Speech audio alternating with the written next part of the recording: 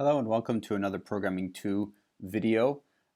This video corresponds with week 2, lecture 1, and I'm going to talk a little bit about today about debugging your programming code.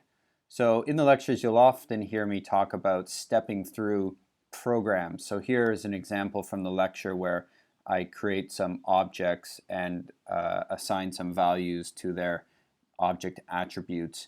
And you'll notice that I make a point of highlighting the certain code and show the effect of that code on objects that are located in memory. So I wanted to just cover today how you can do this in Eclipse. It's actually rather easy and it's very useful. It's a certain activity known as debugging, or part of debugging your code to try to find errors in your code. So let's do a simple example of car here. So switching into Eclipse, I already have a car class that I just made. So the car class stores a string that is the make of the car and the mileage just as an integer value.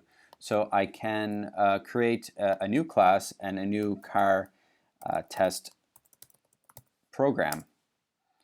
And as before, I can create a main method by typing public static void main.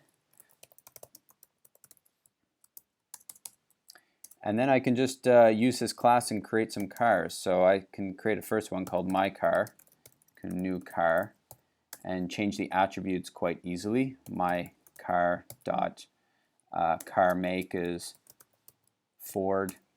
My car dot mileage is equal to, let's say, 1,000. I can create another car object called your car is equal to new car,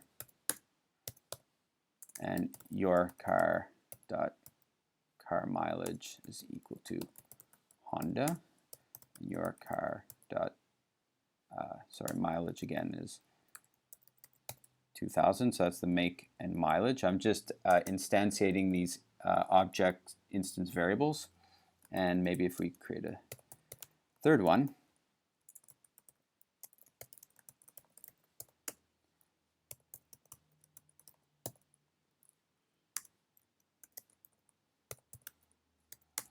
just like this.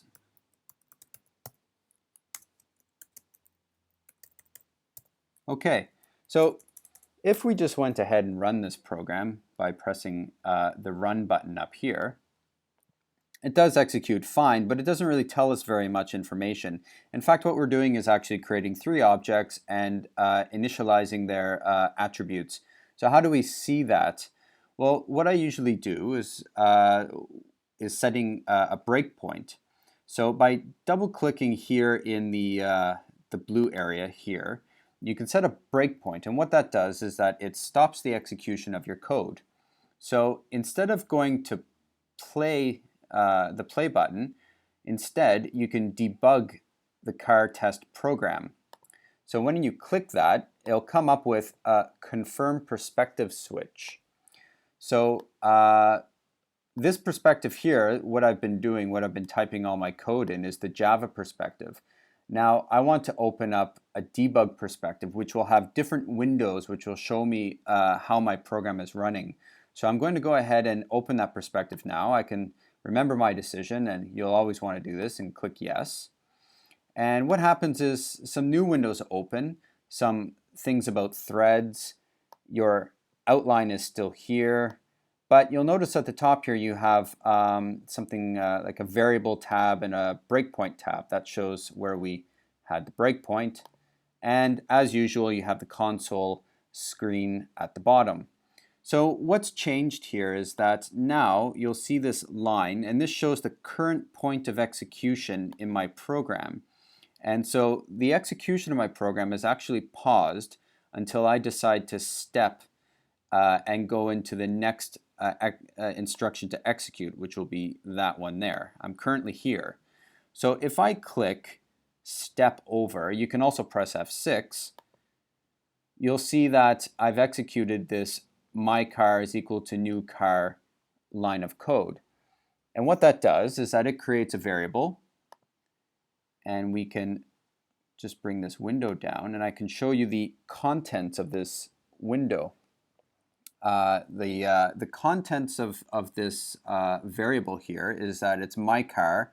It is a car, and it's at a certain place in heap memory, as you recall.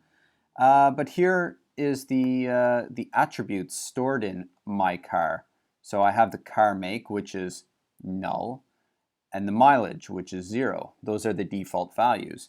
Now, if I press step over again, I'll execute this next line, which will change the car make attribute to Ford. So if you watch closely here, you'll notice that changing. So let me just click F6. And here you see that it's highlighted, and now car make is associated with a value, a string value Ford. And similarly, we can do that for mileage. Now, of course, we create more and more objects. So here we have another object here, your car. And of course, pressing F6, you can change the values. And I've now created Bob's car. F6. And so right at the end of the program, you'll notice that I have 3 objects in memory. But as soon as I finish executing these things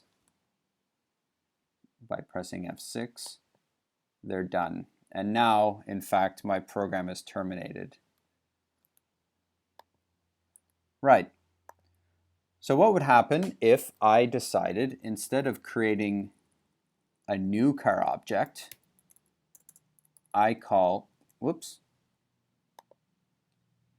assign the your car value to be my car? What do you think the effect on the code would be? So let's set the breakpoint. Let's remove this breakpoint. I double click there to remove it, and I can add one here. Now, if I debug the car test program again, you'll notice that I've already executed these 3 lines of code, and here's my car.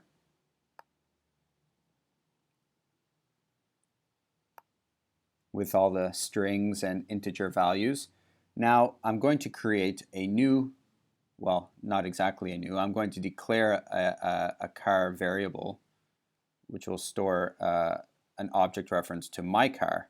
So if I press just F6 again, here is my car, and you'll notice that it has the same car make and mileage, of course, because it's pointing to this object in memory. So what would happen, do you think, if I pressed F6 and set your car.carmake to Honda? Well, both of those values change because indeed they are pointing to the same object in memory, although they are referenced differently. This is your car, which is a variable, and this is my car, which is a variable. They're still pointing to this same car that I've created up here. And of course, I can create Bob's car as usual, and that is a new car instance that doesn't have any effect on these. So here you can see it here, etc. So we can also make it so that Bob's car is now your car, and you can imagine what the resulting code would look like. And here's what happens. Again, I've created my car, the variable here, and pressing F6, create your car,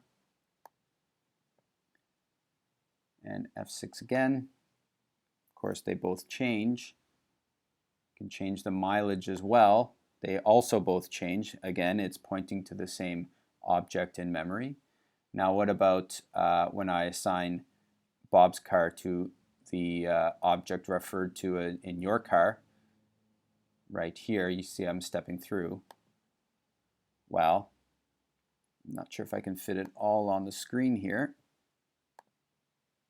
Let me see.